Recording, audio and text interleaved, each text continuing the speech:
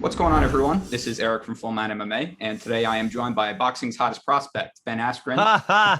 who will be taking on Jake Paul on April 17th for Triller Fight Club. Ben, how are you?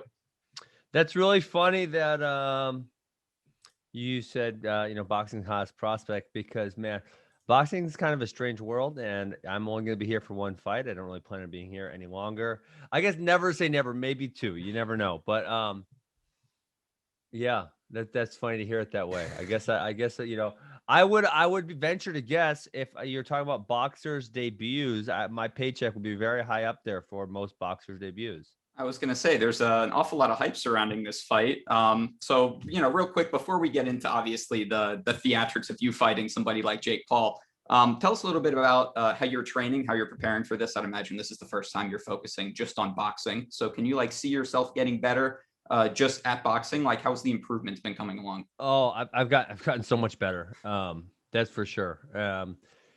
Because in MMA, so first of all, in my MMA, Ben Askren's MMA, I didn't focus on my striking a lot. My whole thing was, get through a handful of strikes with taking as little damage as possible, get my hands on them, and then, generally once I got my hands on them, it always went well. But even if we're just talking MMA striking, which I feel like I had a good understanding of MMA striking, even though I didn't do it because I had to help coach and understand how all the parts work together, et cetera, et cetera, et cetera. There's so many things that are still different. It's like, the easiest example I'll give is like when in boxing, you kind of lead your front leg a lot. And if we look at the last Conor and Dustin fight, he said, well, I led my front leg too much because I was doing too much boxing and his front leg got tore up. And so, in MMA, if you're leading your front leg, it's either going to get kicked or you're going to get taken down, one of the two. So there's really just so many differences. But, I always have fun learning new things. I'm having fun learning a new thing, which is boxing. It's been very interesting, very enlightening. And overall, it's been a great time. That's good to hear. I know last time we spoke a couple months back, you were going in for hip surgery, like the next day, I think, actually. Oh, okay, nice. How's the recovery progress? I know it was pretty significant surgery, and you're fighting pretty soon after. Is there any chance that it changes the way that you fight? I mean, obviously you're boxing, so it's different anyway. But just give us the update on your hip. How's it going? No, it's my hip is outstanding, and actually, it's funny because some of the things that people are asking me, like just a simple, which you don't really roll in MMA because if you roll, you're really exposed to a knee and or a kick that's coming your way. But like I couldn't even have done that movement with my hip because I couldn't hinge enough at the hip joint. And now I actually can. So it's funny, like when someone, when some of these people are asking me to do certain things, like, oh, wait, I could actually do that now. I couldn't have done it before, but now I can do it. So my hip is great. I really wish I would have done it earlier just for my general everyday life. Yeah, everything's great. That's awesome. We might even see, some new improvements in your fight game. I was gonna say, I thought you were saying see you back in the MMA cage, and I was gonna say, that's not impossible, just very unlikely. I see. Well, of course, when this fight was announced, Jake Paul was the very big favorite, especially considering your fight background.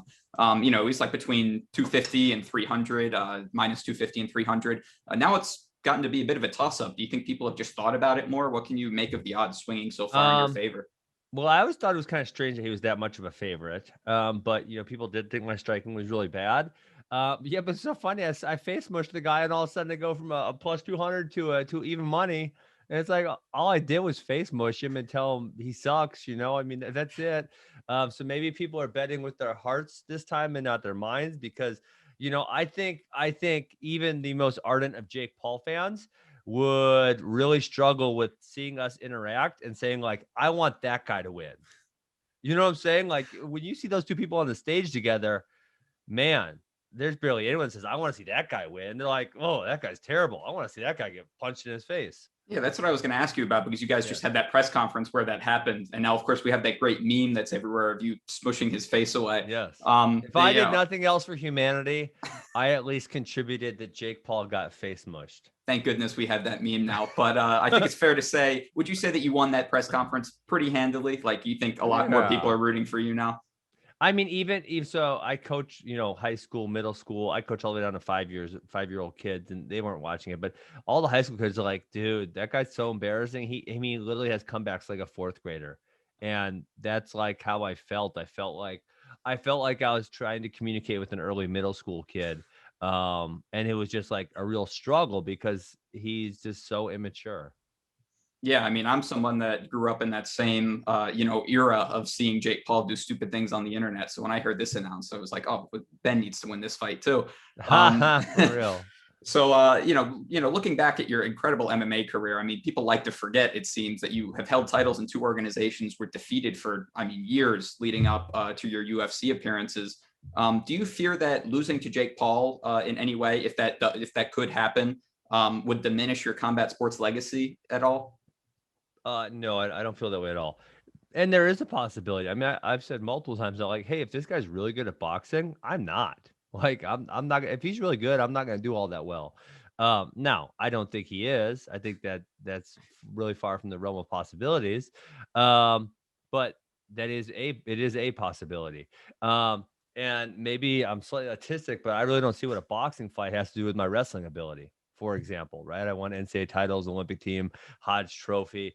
I don't see how those two are related in any way, shape, or form. Maybe someone else will draw some really strange correlation between those things. But no, I mean, my whole thesis the whole time has been like, I really like my life. It doesn't really change, right? I win or lose on April 17th. I'm going to come back and coach wrestling and do podcasts the next week. And the outcome of the contest doesn't really change for me. Yeah, for sure. And speaking back on that, changing it up a little bit again, it seemed like you and Jorge Masvidal were pretty cool for a bit, and then all of a sudden he's backing Jake Paul. He's helping him train.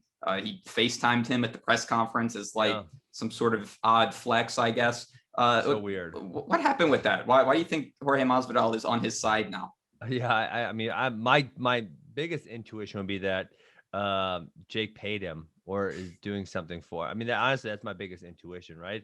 But after for a while, it's like, okay, you beat me, I'll shut. Whatever, I'll shut up. I got nothing. I got no real issues with you. But now it's like, dude, we're like 2 years later. Like, are you gonna try to hold this over me forever, you jackass? Um, I mean, of all people, you've lost like 15 times. Like, do you really think that who's that one guy that triangled him in Bellator? Oh, I forget his name too. Toby Amata. Right, Toby right, right. Amata. You think Toby Amata goes and posts that gif of you passing out every other day? Like, come on, dude. Like, grow up. Like, yeah, you beat me. You got the party about it for a little bit. Now move on with your life.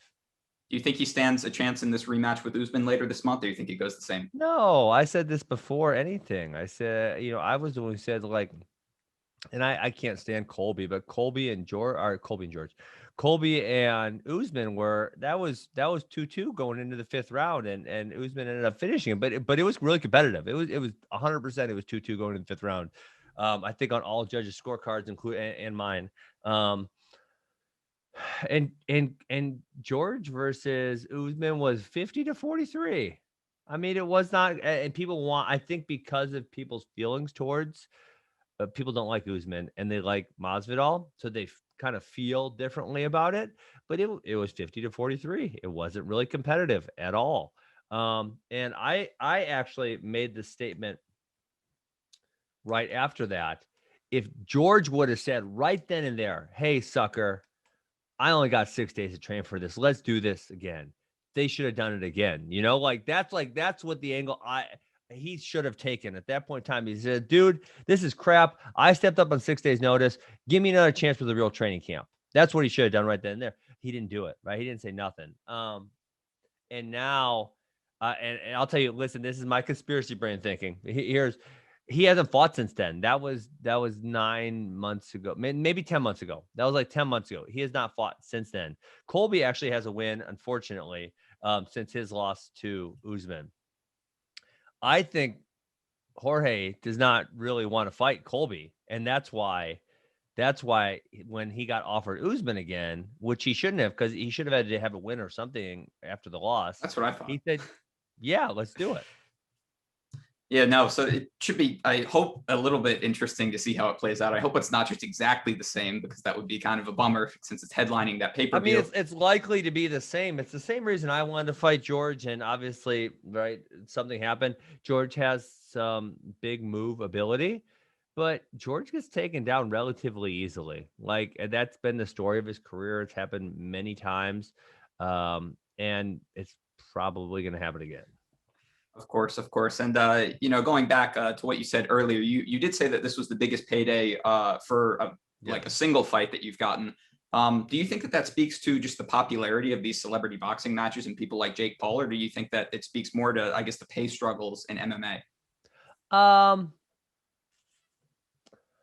I would say the popularity of the YouTubers, right? And not just you, like any celebrity that would be willing to do this. It's kind of an easy way to monetize themselves. People enjoy watching boxing, even if it's people who are not good at boxing. They still enjoy watching it.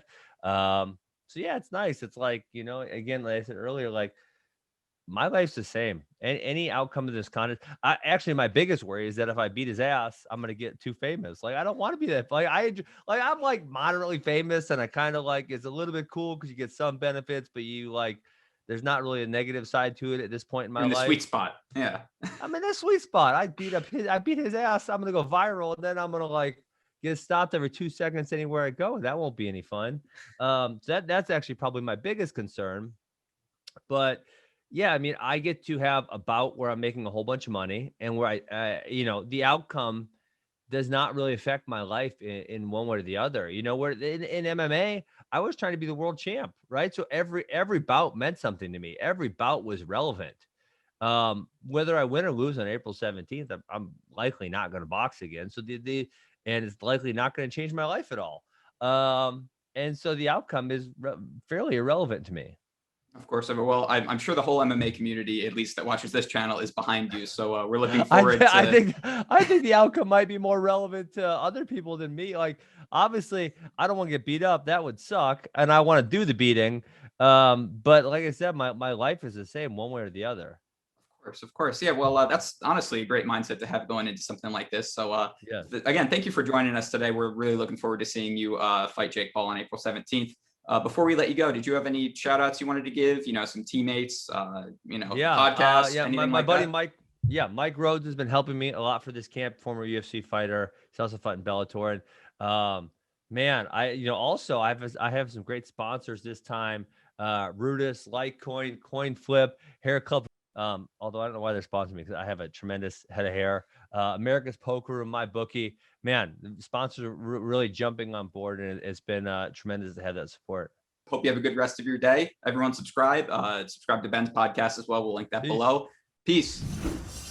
Hey everyone, thanks for watching this video. If you like our content, be sure to subscribe to Full 9 MMA. And while you're at it, make sure to hit the bell icon as well so you never miss an update from us.